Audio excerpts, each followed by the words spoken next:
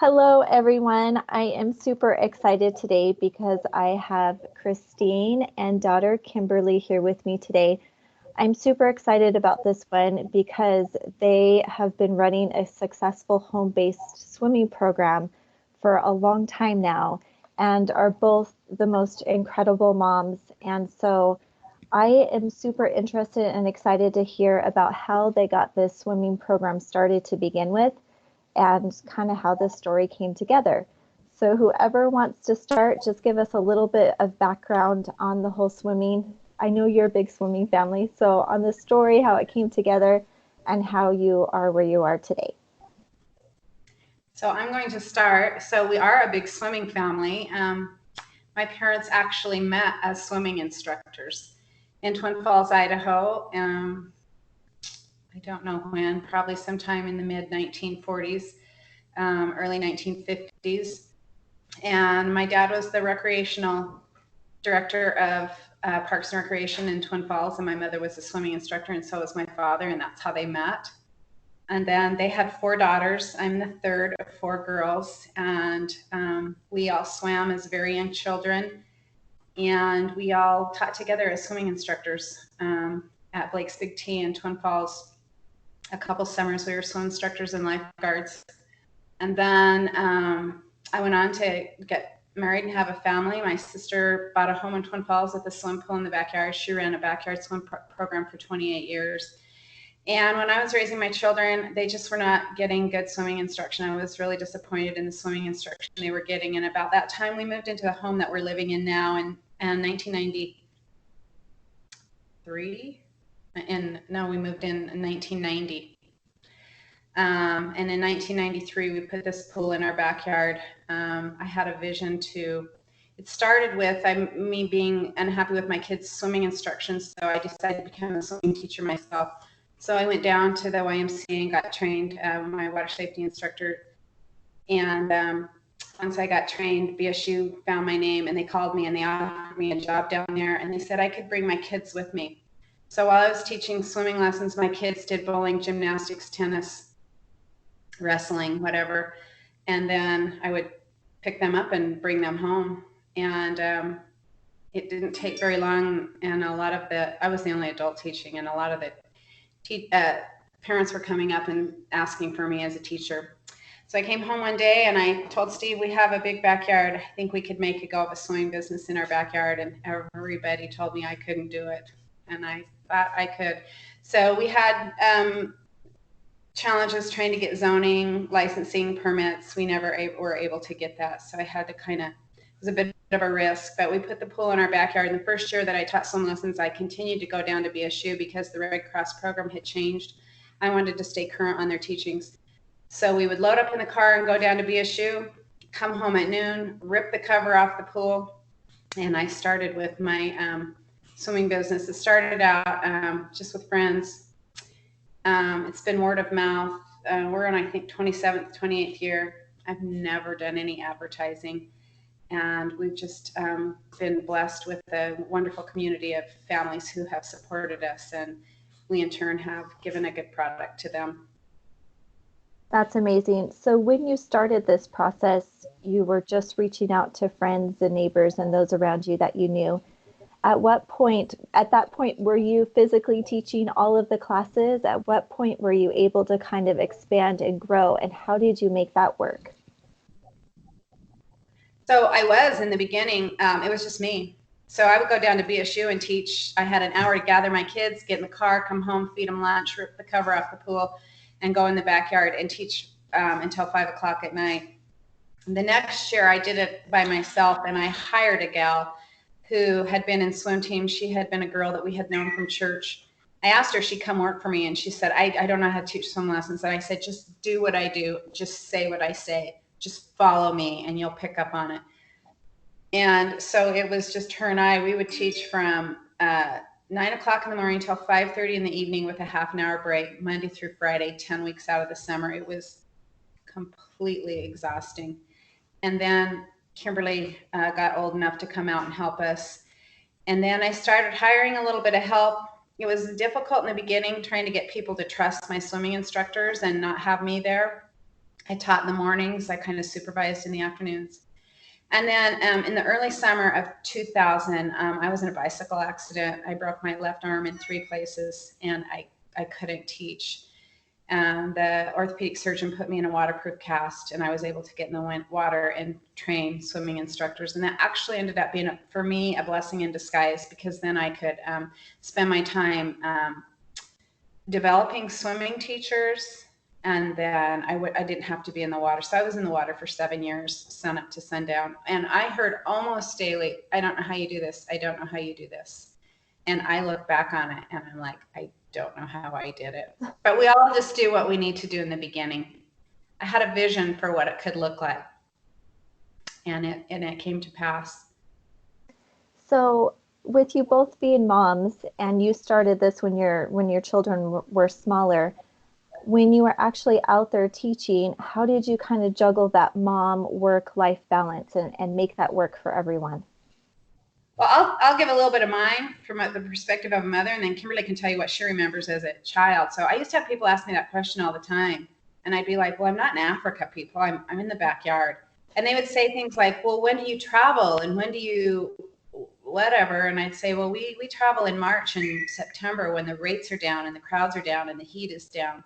So of course we had to make adjustments there. I had a lot more energy then. So, they were in the house. You'll have to ask Kimberlee that. And then from some of that, especially with Lauren, we developed a bake sale off of that. So not only were we running a swim business, but the bake sale was kind of to give them a focus to come outside and stay occupied that way. So Kimberlee can tell you what she remembers of that. So from my perspective, being a child during that time that my mom was developing the swim program, I thought it was the best time. I feel like we had the best of everything. We had the example of a mom who was working hard to earn some extra money. It was a family business that we all participated in, as far as taking care of the pool, taking care of the yard, helping things run smoothly. Also, it was fun because we would have friends that came every half hour. So we didn't have to leave the home to go play with friends. They were just coming to us every half hour. We had a lot of free time. Then we had our own projects that we were working on. So it was really an ideal summer for a kid, being able to just work together as a family to keep things running. Another nice thing about it was that even though it was, a lot of aspects of it were hard and grueling, but it's only for a few short weeks. So you can look at it like a family project. I love that. And that's perfect. And I think it's important with every single interview I've done so far, these women love and are very passionate about what they do, but it's never easy.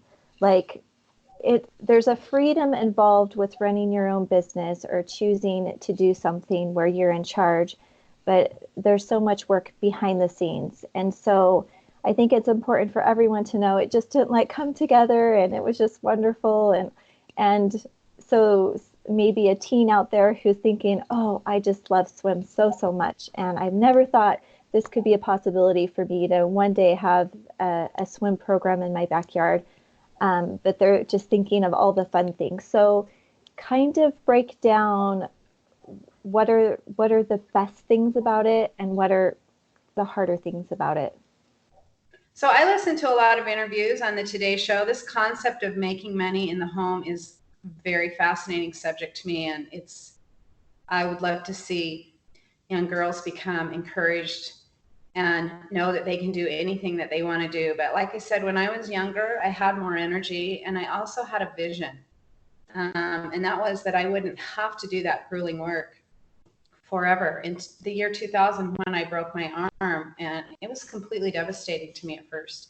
And I look back on that now, and it was one turning point that got me out of the water and allowed me to start building relationships with the parents a little bit better, and then seeing from the outside how I could grow the teachers a little bit better.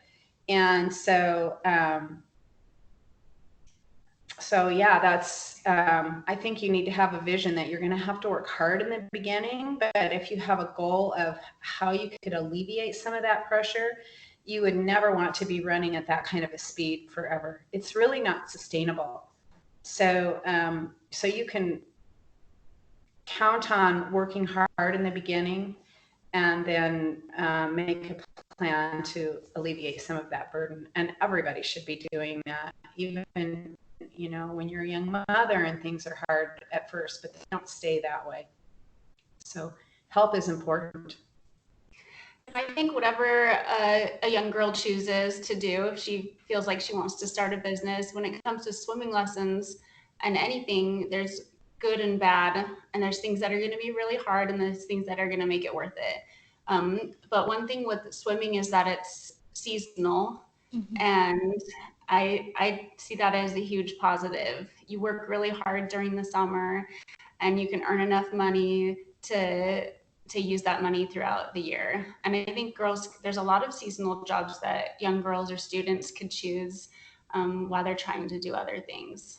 But that's one of my favorite things, is that it's a seasonal job, and that we get to be outdoors and enjoy the sunshine and be near the pool. And there's hard things about it too. It's exhausting to be out in the sun. You might be out in the hot sun teaching swim lessons all day, and then your friends will want to go boating or go, and you're just drained and you won't want to do that. Yeah, so of course, those trade-offs.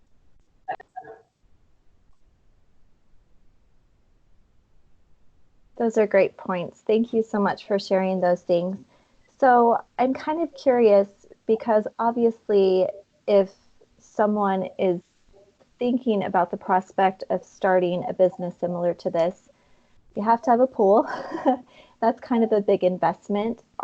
So what type of investment are people looking at to just have the bare essentials to get going? Do you have to start an LLC? Are there some business aspects on that end? Is there some insurance aspects? Kind of what all goes into just barely getting this going? So that was a little bit fascinating for me, listening to you talk to Jenny yesterday and the journey she's been through. I really loved listening to her story. Ours is a little bit different, as most people's stories are different. But yes, we had to make the initial investment of the pool, which putting a pool in your backyard today would be significantly more money than when we put ours in, although ours was a risk because we didn't have zoning permit or licensing. We do not live in Meridian. We do not live in Meridian or Boise. We live in Ada County, so we are not subject to Meridian or Ada County rules. A couple years down the road, after we started this, it became illegal to teach some lessons in Boise, but we weren't subject to those rules. So, and I will make there was always concerns about the neighbors. I live on a corner lot, so I can have between 15 and 20 parents. We used to run 9 kids in a class and have 3 teachers, so that's a low student teacher ratio, but it made for too many cars over here. So I did get turned in by a neighbor. We did have to get a permit, which I felt like we had to go through the city of Boise through an Ada County permit, but they worked really hard with us. And so we actually do have a permit now, and they limited us to 100 students a day. And we had been closer to 140 students at the time. So, but that was okay. We were thankful that we got that. I do not have an LLC. I did look into that. I visited with an attorney about it, but we have the entire time we've been running this business have had the same insurance company. It's called Swimming Instructors Liability Insurance. And I do know of some people who've shut their swimming businesses down because they are not able to get insurance. We are grandfathered in, but that was a couple years ago. Perhaps there's something new. I would never let that stop me. There are avenues that you would need to be asking the right people the right questions until you could get what you're looking for. So I would hate to see the day when backyard swim lessons would go away, because it's such a great service for certain people. So, and then always running a business out of your home, whatever it is, there's always that concern about your homeowners association and the bylaws and covenants that are written into your neighborhood. What we do in the state of Idaho is not considered a business. Of course, we report it as a business to the IRA so that we pay our taxes on it. But as far as in the eyes of the Idaho Supreme Court,